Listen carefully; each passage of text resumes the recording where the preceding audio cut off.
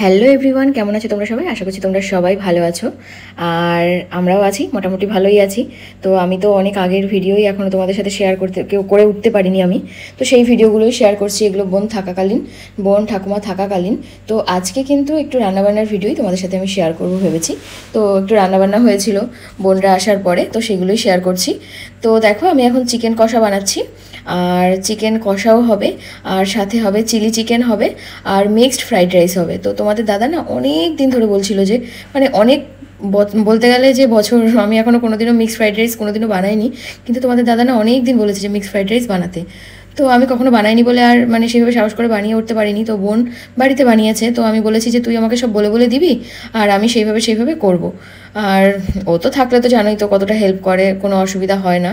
তো সেই জন্যই দেখো আজকে কিন্তু mixed fried rice, chilli chicken আর সাথে চিকেন কষা করব। কারণ চিলি চিকেনে না আমি সবসময় বোন লেসটা দিয়েই করি, কিন্তু উইথ বোনও কিন্তু ভীষণ ভালো লাগে চিলি চিকেন খেতে আমার। যাই হোক, আজকে একটু চিকেন কষা বানাবো, কারণ আজকে ঠাম্মাকে একটুখানি চিকেন খাওয়াবো। কারণ ঠাকুমা না কোনো মাংস টাংস খায় না, কিছু কিছু মাছ খায়, আর মাছ খায় কিন্তু কোনো মাংসই খায় না। তো আগে একটুখানি চিকেনটা খেত, তো এখন তো সেটা খায় না। তো আজকে বলেছি তুমি একটুখানি খাবে, আমি বানাবো, তুমি একটুখানি খাবে। তো সেই জন্যই। আর দেখো এখানে আমি কি বলবো, মিক্সড ফ্রাইড রাইসটা তো করছি। তো আগে চিকেনটাকে ভেজে নিয়েছি, তারপরে ডিমটাকেও ভেজে নিয়েছি, আর চিংড়ি মাছটাও ভেজে নিয়েছি সব কিছু। আর তারপরে তার আগে কি করেছি, ভাতটাকে আগে বানিয়ে রেখেছিলাম আমি। তো সেইভাবেই করেছি। তো বোন সব কিছু বলে দিয়েছিল। তো এখানে রেসিপিটা আমি তোমাদেরকে দিচ্ছি না। তো রেসিপিটা আমি তোমাদেরকে, তোমরা যদি চাও তো আমি অন্য এক সময় করে তো আমি তোমাদের দেখাবো। আর ভীষণ ভালো হয়েছিল খেতে। তো তোমরা দেখতেই পাচ্ছ কতটা ঝরঝরে আর কতটা সুন্দর হয়েছিল, ভীষণ ভালো হয়েছিল খেতে। কিন্তু একটুখানি আমার কাছে একটু ঝামেলাই লাগে। তো অনেক কিছুই যেহেতু দেখো, ভালো জিনিস খেতে হলে তো ঝামেলা একটুখানি হবেই। তো তোমাদের দাদা তো ভীষণ খুশি হয়েছিল, কারণ অনেক দিন ধরে বানাতে বলছিল যেহেতু। তো বেশ ভালো হয়েছিল। আর বোন তো রেসিপি জানি, আর ও তো সব কিছুতেই হেল্প করেছে, সব কিছুই কেটে টেটে সব কিছু আমাকে গুছিয়ে দিয়েছে। আর ওর কাছ থেকেই জেনে আমি কিন্তু রেসিপিটা আমি কিন্তু বানাচ্ছি। আর এখানে না ক্যামেরাটাও কিন্তু ওই কিন্তু ধরে দিচ্ছিল। তো চলো ওর ভয়েসটাও একটু তোমাদের শোনাই, ও আমাকে বলে বলে দিচ্ছিল। দিদি, আপনি যদি এর মধ্যে গোলমরিচটাও দিয়ে দিতেন, আর চিনি যদি না দিয়ে থাকতেন চিনিটাও যদি দিয়ে দিতেন, খুব ভালো হতো। Thank you. তো যাই হোক, বেশ ভালো হয়েছিল, মানে খুবই ভালো হয়েছিল। এটা না কিছুই লাগে না সত্যি কথা বলতে। এই রাইসটা যদি, এই মিক্সড ফ্রাইড রাইসটা যদি বানানো হয় তো এগ চিকেন আর চিংড়ি দিয়ে, তাহলে কিন্তু বেশ কিন্তু ভালো লাগে। আর এটার সাথে না আর কিছু লাগে না, শুধুই খাওয়াটা হয়ে যায়। তো যাই হোক, চলো এবার তোমাদের সব কিছু একটুখানি দেখিয়ে দেবো। সব রান্না তো তোমাদের সাথে শেয়ার করতে পারিনি। তো এই রাইসটা বানানো আমি ভিডিও করেছি, যে এরপরেও যখন বানাবো তখন আমি যদি ভুলেও যাই তো এখান থেকে আমি দেখে নিতে পারবো। তো প্রপার কী দিয়েছিলাম আমি কিন্তু সব এই ভিডিওতে কিন্তু আমি তোমাদের দেখিয়েছি। যাই হোক, হয়তো বলিনি প্রপার রেসিপিটা, কিন্তু সব কিছুই দেখিয়েছি যেভাবে আমি বানিয়েছি। তো এই হচ্ছে ব্যাপার। আর এটা দেখতে যতটা ভালো লাগছে না, খেতেও ততটাই ভালো হয়েছিল। আর সত্যি কথা বলতে এই মানে আমার বোন কিন্তু সেইভাবে কিছুই খেতে পারেনি, ওর একটু সমস্যা হচ্ছিল। তো ও কিন্তু এখন বাড়িতে গিয়ে ডক্টর দেখাচ্ছে, মানে প্রচণ্ড গ্যাসের সমস্যা হচ্ছিল। কিছু খেলেই মানে একদম গ্যাসের ওষুধ খেতে হচ্ছিল, গলা বুক জ্বালা করতো, মানে খুবই অসুবিধা হচ্ছিল। তো আমাদের এখানে এসে না ও একবেলা খেলে আরেকবেলা খেতেই পারেনি, এরকম একটা ব্যাপার। তো যাই হোক, আমরা খেয়েছি, আমরা খুব ভালোভাবেই খেয়েছি, আর খুবই ভালো হয়েছিল। আর চলো এবার তোমাদের সব কিছুই একটুখানি দেখিয়ে দিই। চিলি চিকেনটা রান্না হয়েছিল, আর এই যে রাইসটাও রান্না হয়ে গেছে। তো দুটো জায়গায় কড়াতে করতে হয়েছে আর হাঁড়িতেও করতে হয়েছে। তো ধরে না আমার তো এখানে বড় বড় পাত্র নেই, তো ছোট ছোট পাত্র। আর এবার সবাইকে খেতে দিয়ে দেবো, ঠাম্মা, মেয়ে আর তোমাদের দাদা, আর আমি আর বোন পরে খাবো। আর দেখতেই পাচ্ছ যে স্যালাডও কেটে নিয়েছি আর সব কিছু। আর এই যে চিলি চিকেনের একদম লুকটা কেমন হয়েছে তোমরা অবশ্যই জানিও। আমি অবশ্য চিলি চিকেন রেসিপি তোমাদের অনেকবারই দিয়েছি, হয়তো আমার চ্যানেলেও আছে, তোমরা দেখতে পারো।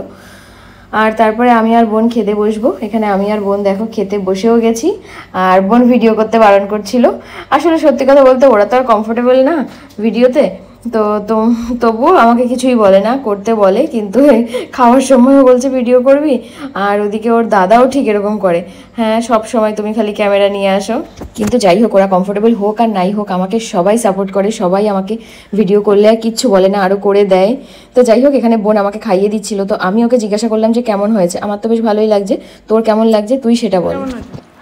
আমার কাছে তো খুবই ভালো লেগেছে, রেস্টুরেন্টের থেকেও ভালো খাচ্ছি।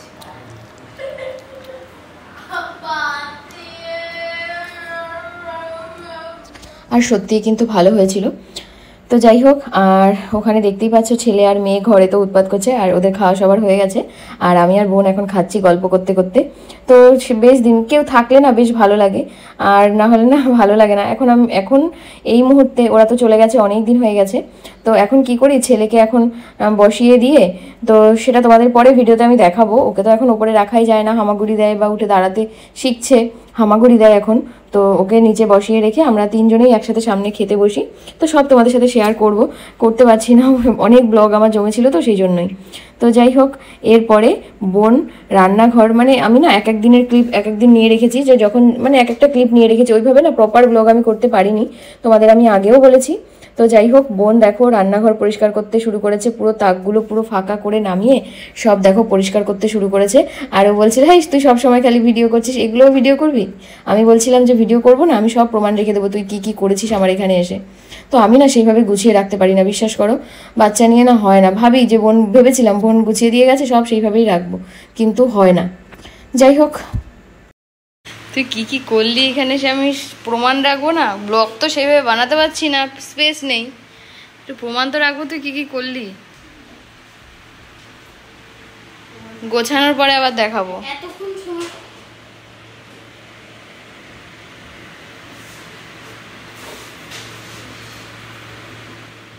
আর ও কিন্তু এইভাবে আমার ঘরের সব কিছু গুছিয়ে দিয়ে গেছিলো, পরিষ্কার পরিচ্ছন্ন করে গুছিয়ে দিয়ে গেছিলো। ও না ভীষণ মানে কাজের পরিপাটি, ভীষণ ভালো। আর আমি অতটা একদমই না, তো ভীষণই পরিপাটি করে কাজ করে।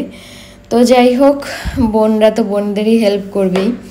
তো আর এই যে দেখো, এরপরে না আমরা ছেলেকে নিয়ে চেক আপে গেছিলাম। এর আগের ভিডিওটায় দেখেছো যে ছেলের জ্বর এসেছিলো, তো বাড়ি থেকে এসেছি, তারপরে ভাবলাম ছেলেকে একবার চেক আপ করিয়ে নিয়ে আসি। তো ওকে যে ডক্টর দেখাই, ও জন্মের পরে থেকেই একদম আমার ডেলিভারি যখন থেকে হয়েছে তখন থেকেই ওই নার্সিংহোমেই যে ডক্টর ওকে দেখেছিল তার কাছে কিন্তু দেখাই।